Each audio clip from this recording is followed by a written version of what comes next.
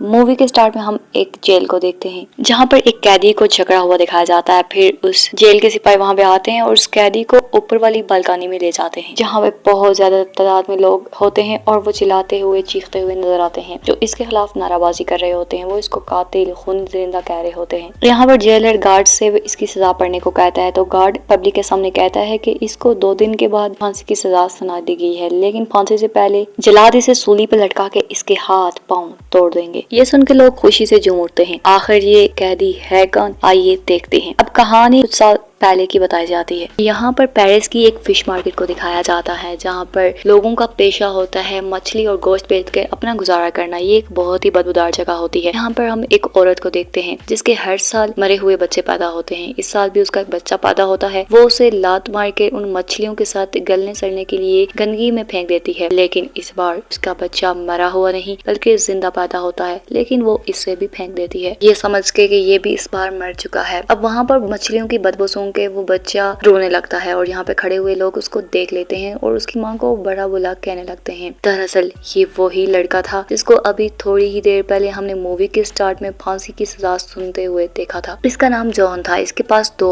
बहुत बड़ी सलाहियतें थी। एक ये कि इसका नाक सूंघने का काम बहुत ही तेजी से करती थी और दूसरा ये कि उसको जब भी कोई खुद से जुदा करता तो इसकी मौत वाक़ई हो जाती थी। जैसे कि इसकी माँ जब इसे बचपन में अलग करती है, उसे फेंकती है, तो इसकी माँ को फांसी की सजा हो जाती है। और एक मैडम गलाट थी, वो यतीम बच्चों को पालने का काम करती थी और वो सिर्फ पैसों के लिए करती थी, इसीलिए इसको भी उसके यतीम खाने में छोड़ दिया जाता था। यहाँ पर बचपन से ही अपनी जगह खोने के डर से कुछ लड़के उससे लड़ने लगते हैं, लेकिन गुलाट बीच में आ जाती है और लड़कों को मार के उसको बचा लेती है। वो लड़कों को पनिश करती है। इसके बाद हम देखते हैं कि शुरू में 5 साल बहुत ही मुश्किल गुजरे होते हैं, इसीलिए वो कुछ बोल तो नहीं पाता, लेकिन उसके सूंघने की हिस्स बहुत ज्यादा तेज होती है, इसलिए वो हर चीज का पता सूंघ के लगाता है। 13 साल की उम्र में यतीम खाने में जगह न होने की वजह से गुलाट उसे एक खाद बेचने वाले आदमी के हाथों फरोख्त कर लेती है। जैसे ही वो लोग वहाँ से जाते हैं तो गुलाट को कुछ चोर मार के उसके पैसे ले लेते हैं जो उसने जॉन को बेच के कमाए होते हैं। वो आदमी उससे बहुत ही सख्त काम करवाया करता था। फिर वो आदमी उसे शहर भी ले जाता है जहाँ पे उसे बदबू के अलावा पहली बार खुशबू और कुछ अच्छा सूंघने को मिलता है। यहाँ पर वो सामान रखने के बाद देखता है कि कुछ परफ्यूम्स की वहाँ पे खुशबू आ रही होती है। वो उस परफ्यूम बेचने वाले के पास जाता है और उस खुशबू को देखता है जो कि बहुत ज्यादा फेमस परफ्यूम होता है। इसके बाद उसे एक और खुशबू भी आती है जो एक फल बेचने वाली लड़की के पास से आ रही होती है,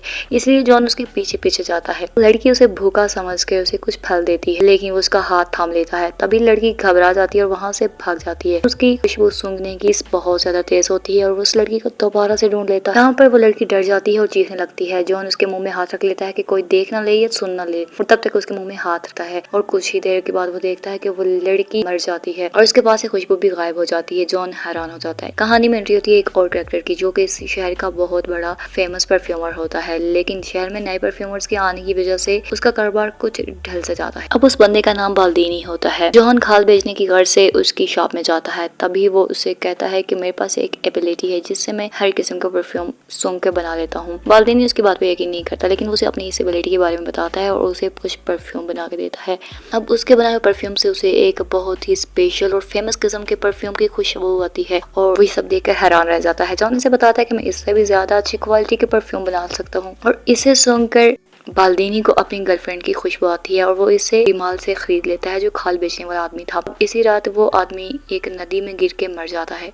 अब बाल्दीनी और जॉन परफ्यूम बनाने की वजह से पूरे शहर में मशहूर हो चुके होते हैं और वो उसे नित नए तरीके सिखाता है परफ्यूम बनाने के। वो बताता है कि हर परफ्यूम के 3 सेट होते हैं और हर सेट में 4 किस्म की खुशबुएं होती हैं और दुनिया का हर इंसान 12 खुशबुओं को एक साथ पहचान लेता है, लेकिन अगर 13वीं खुशबू बना ली जाए तो दुनिया का कोई शख्स इसका तौर पैदा नहीं कर सकता। वो बाल्दीनी से कहता है कि वो भी बना लेगा, लेकिन इसके लिए मुझे कुछ वो थोड़ा बहुत तरीका सिखाए। बाल्दीनी 10,000 फूलों की खुशबुओं को अपनी एक मशीन में डालकर तैयार करने की कोशिश करता है जो उसने पेरिस से लाए थे। एक रात जॉन उस पे बहुत ज्यादा गुस्सा करता है। उसे बताता है कि तुमने जो बताया था वो ऑप्शन तो फेल हो चुका है, मैं ऐसा कुछ भी नहीं कर पाया और किसी भी खुशबू को कैद नहीं कर पाया। ये कहकर वो बेहोश हो जाता है और बाल्दीनी बहुत ज्यादा परेशान हो जाता है कि मेरी शोहरत न चली जाए। जॉन बाल्दीनी से और तरीके पूछता है। वो उसे बताता है कि जानवरों के जिस्म से कैसे उनकी खाल से खुशबू पैदा की जाती है और इसके लिए तुम्हें ग्रास जाना होगा और बदले में वो उसे 1000 फार्मूलाज लेता है। जॉन अब ग्रास में जाकर वो फार्मूलाज सीख रहा होता है और तभी पीछे नीचे से बाल्दीनी का घर टूट जाता है और बाल्दीनी की मौत हो जाती है। अब उसे आजादी का एहसास होता है कि वो किसी का भी गुलाम नहीं है। वो ग्रास जाने के लिए रास्तों का इंतखाब करता है। एक रास्ता गाँव से जाता है और दूसरा पहाड़ से। वो पहाड़ वाले रास्ते को चूज करता है और वो एक केव में जाके रुकता है। वहाँ पे आराम के लिए वो सोया होता है। कई दिनों तक वहाँ पर रुकता है। अब उसे एक रात वही फल वाली लड़की का ख्वाब आता है। वो डर जाता है और वो देखता है तो उसे कोई भी अपने जिस्म से खुशबू महसूस नहीं होती। फिर वो जाके बारिश में नहाने लगता है तो उसे फील होता है कि उसकी तो अपनी कोई खुशबू नहीं है। फिर वो ग्रास जाने की तैयारी करता है।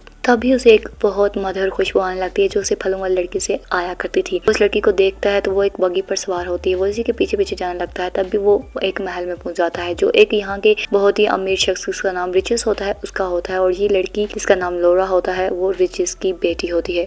अब वो भी महल में घुस जाता है और ये पूरे ग्रास में बहुत ही ज्यादा खूबसूरत लड़की थी। अब यहाँ पर ग्रास में वो एक औरत के अंडर काम करता है और इस औरत का शोर जोहन पे पूरी नजर रखता है। सबसे पहले वो यहाँ पर जानवरों की चर्बी से कुछ नए परफ्यूम बनाने का तरीका सीखता है। वो अपने साथ काम करने वाली लड़की पर तजर्बा करता है। वो इसे मार कर इसे एक टैंक में उबालता है और खुशबू तैयार करने की कोशिश करता है जानवरों की चर्बी को मिलाकर, लेकिन वो नाकाम हो जाता है। फिर वो एक तवाइफ को मार कर उसके बाल काट देता है और साथ साथ जानवरों के खाल से एक कपड़े के ऊपर लेप तैयार करता है और इसे लड़की की डेड बॉडी पे लपेटता है। वो बाल्दीनी के बताए हुए तरीके से की डेड बॉडी से खुशबू निकालने में कामयाब हो जाता है, जिससे वो तवाइफ के कुत्ते पर भी चेक करता है। अब वो बाल्दीनी के बताए हुए 13 बोतल वाले नुस्खे को तैयार कर लेता है और 13 बोतलें तैयार करता है, यानी हर बोतल के बदले में एक कत्ल। अब दूसरी जानिब हम देखते हैं कि लोरा की पार्टी में कुछ लड़के छुपन छुपाई खेल रहे होते हैं और यहाँ मौका पाकर जॉन भी घुस जाता है। वो लोरा पर अटैक करता है लेकिन लोरा बच जाती है। अब देखते हैं कि पार्टी से 2 जुड़वा बहनें गायब होती हैं। वो इन दोनों को मारकर 2 सेट की बोतल्स को तैयार कर लेता है और इनकी लाशें पानी में तैरते हुए नजर आती हैं जो कि जॉन ने ही फेंकी होती हैं। इसके बाद पूरे शहर में लड़कियों की मौत का एक सिलसिला शुरू हो जाता है, जिसके बाद लोग डर के मारे अपने घरों को ताला लगा देते हैं और अपनी बच्चियों को छुपा लेते हैं। अब यहाँ पर जॉन 12 बोतलों का सेट तैयार कर चुका था और इसे अब बड़ी बोतल में मिलाना था, लेकिन इसके लिए इसे एक और बोतल की जरूरत थी,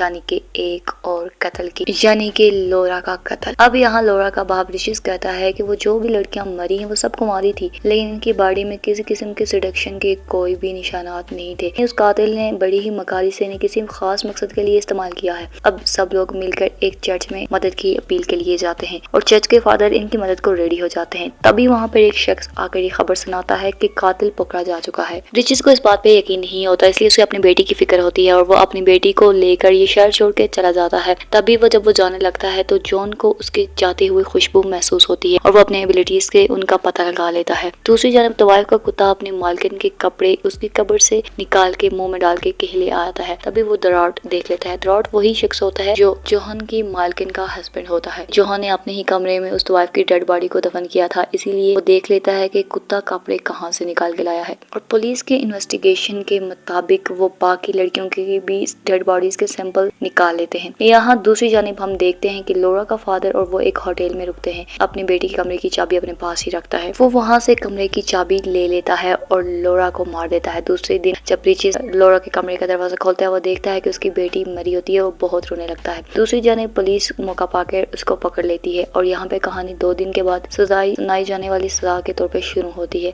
बहुत सारे लोग वहाँ पर जमा होते हैं, दूर दूर से उसकी सजा को देखने के लिए आए होते हैं। यहाँ पर वो एक परफ्यूम का लिड खोल देता है और जब जलाहत उसके हाथ पांव काटने लगता है तो वो उसके कदमों में गिर जाता है और उसे बेकसूर बताता है। वहाँ पर अपने रुमाल पे वो परफ्यूम लगाकर लहराता है तो सभी लोग उसके परफ्यूम को सूंघकर मधुर हो जाते हैं और वो उसे अपना एंजल मानने लगते हैं और वो खुद को उनका मसीहा कंसिडर करता है। सब लोग काला गोरा रंग नस्ल की परवाह किए बगैर एक दूसरे से प्यार करने लगते हैं। वो देखता है कि प्यार की ही असल ताकत है। काश वो उस फलों वाली लड़की को ना मारता तो वो भी उसे ऐसे ही प्यार करती, उसे अपना बना लेता। तभी रिचीज वहाँ पे अपनी तलवार निकाल के इसे मारने के लिए आता है, लेकिन वो इसकी खुशबू के आगे बेबस हो जाता है और रोते हुए उसके कदमों में गिर जाता है।